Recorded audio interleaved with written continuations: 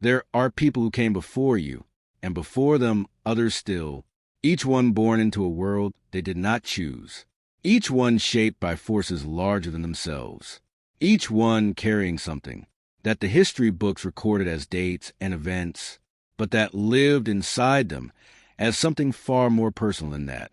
This is not a history lesson. This is the story of what it felt like to be alive in each of these moments, in each of these lives. The lost generation, 1883 to 1900, they came into a world that still believed in order, in empires, in the dignity of nations, in the idea that civilization, having come so far, would continue forward. They grew up in homes where the future felt like a promise. And then, before most of them had turned 30, the world they'd been handed went to war with itself. The First World War was not like anything that had come before it. It was industrial, mechanical, impersonal in its destruction. Young men left home with flags and certainty, and came back, if they came back, with something missing. Not a limb, necessarily. Something harder to name. The part of a person that believes the world makes sense. The writers of this generation, Hemingway, Fitzgerald, put words to what others could only feel. They called it a sense of being lost, not geographically, existentially. So they did what people do when the ground disappears beneath them. Some of them drank, some of them wandered, some of them wrote, and some of them simply went quiet, returned to ordinary life, built ordinary things, and carried the fracture inside them without ever finding words for it. They were not dramatic about their pain. That, perhaps, was the most heartbreaking thing about them. They had seen too much to be dramatic. They were the lost generation. But what they lost was never themselves. It was their innocence, and in its place, they left behind a clarity about the world that no comfort could have taught. The greatest generation, 1901 to 1927, they grew up watching their parents struggle. And then, before they had finished growing, the world collapsed again. The Great Depression arrived like a slow emergency, not the sudden violence of war. Something quieter, and in some ways more corrosive. The grinding, daily reality of not having enough, of watching fathers who had worked their whole lives lose everything, of mothers stretching whatever remained into something that could feed a family, of children learning very early that the world does not guarantee comfort, and that survival requires something more than hope. They learn to waste nothing. They learn to ask for nothing. They learn that what you have today may not be there tomorrow. And then the war came, and they went, not because they were not afraid, but because they understood, in a way that only people who have already survived devastation can, that some things are worth the cost. They built the post-war world with their hands. Families, neighborhoods, industries, institutions, with a particular determination of people who know what it looks like when things fall apart, and they did not talk about it much. That was the thing about them. They did not ask for recognition. They simply kept moving forward, quietly, steadily, without fanfare, because forward was the only direction they had ever really known. They were called the greatest generation, and perhaps they were, not because they were louder or bolder or more gifted than any other, but because when history asked everything of them, they gave it, and then came home and got back to work. The silent generation, 1928 to 1945. They grew up in the shadow of giants. On one side, the Depression. On the other, the war. And between them, a childhood that asked children to be smaller than they were, quieter, more grateful, less demanding, because the adults around them were already carrying so much. And there was an understanding, absorbed before it was ever articulated, that this was not the time for needs. This was the time for endurance. So they endured. They grew up and entered a world desperate for stability, for conformity, for the comfort of things staying the same. The Cold War hummed in the background of their lives, a constant, low-frequency anxiety that never quite resolved, the knowledge that the machinery to destroy everything was being built on both sides of every border. So they built safe lives, reliable lives, lives organized around what could be counted on, work, family, community, routine. They were not flashy. They were not revolutionary. They were the people who showed up every day without drama, without complaint, who kept the lights on while the world was deciding what it wanted to be next. History does not celebrate them the way it celebrates the generation before or the one after. They fall between the epochs. But the epochs would not have been possible without them. They were the silent generation, and their silence was never emptiness. It was the sound of a people holding everything together while no one was watching.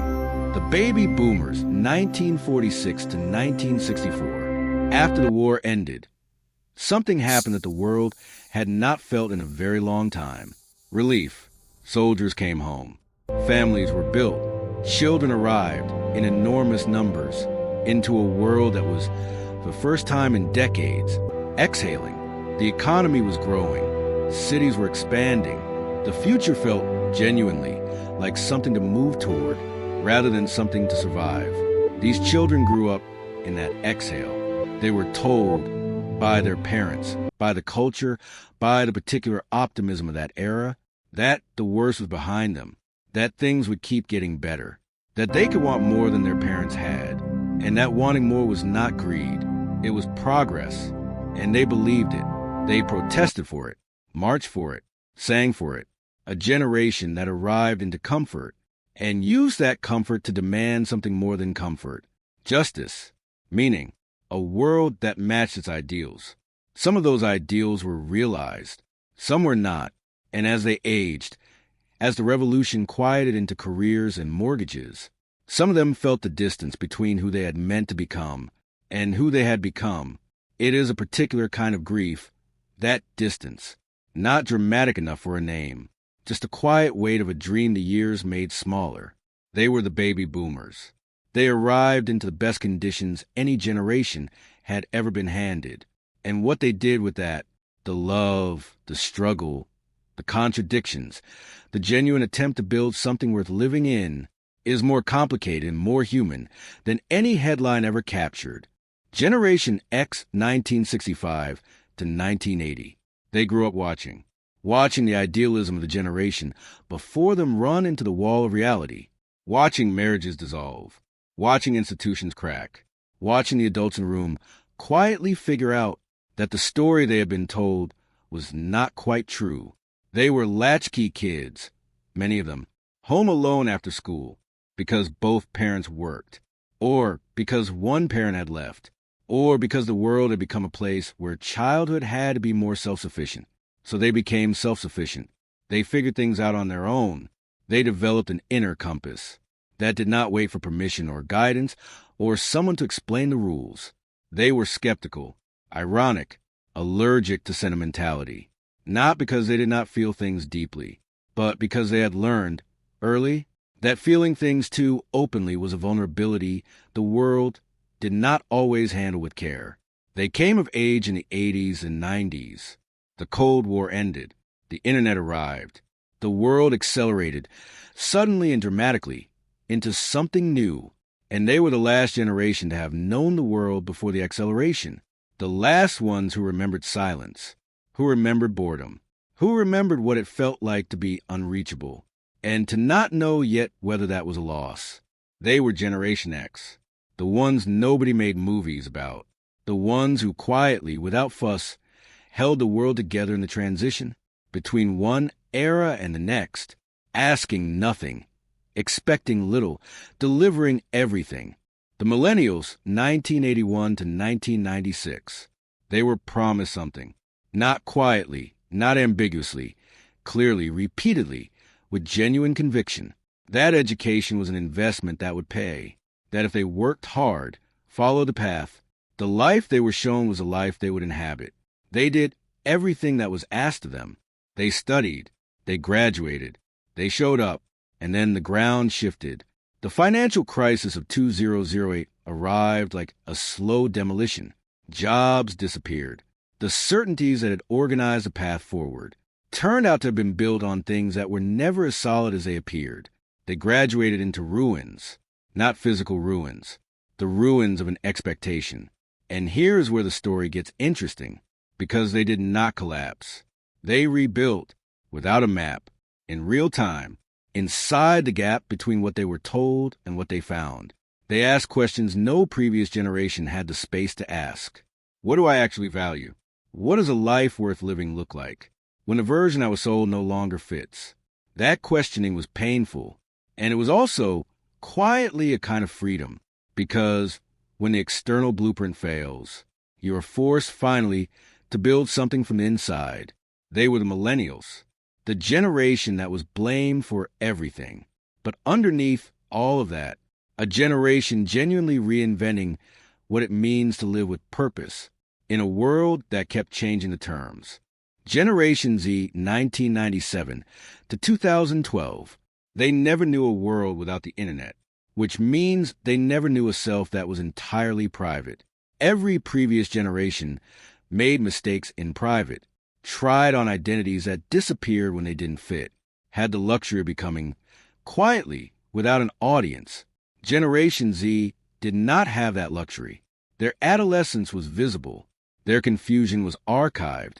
Their attempt at identity, the phases, the wrong turns, were photographed, posted, commented on, and they managed it, mostly, but at a cost that is only now beginning to be counted, to be the most connected generation in history, and also among the loneliest. They came of age in a world of overlapping crises, a pandemic that took their schools, their rituals, their ordinary adolescence, and replaced it with screens and distance, and a grief no one had a name for yet. And still, they showed up, they organized, they spoke, they refused, with a tenacity that surprised the generations watching them, to accept the world as it was simply because it had always been that way. They were Generation Z, growing up in the most complex informational environment any generation has ever navigated, and still, against considerable odds, trying to find something real inside it. Generation Alpha, 2013 to 2024. The world they arrived into was already mid-transformation. Smartphones were not new technology. They were furniture. Artificial intelligence was not science fiction. It was a thing that recommended their next video. They learned to swipe before they learned to write. They understood, intuitively and without instruction, that the world is a screen, and that the screen is a world. And then, when many of them were still very small, a pandemic arrived, and the world went quiet. Schools closed, routines dissolved. The slow accumulation of small social experiences that teach a person how to be a person was interrupted.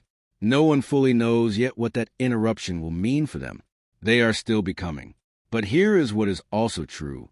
They are growing up in a world where talking about how you feel is normal, where identity is more honest, more fluid, more negotiable than it has ever been, where the idea that you must suffer in silence is slowly, imperfectly, genuinely beginning to lose its grip.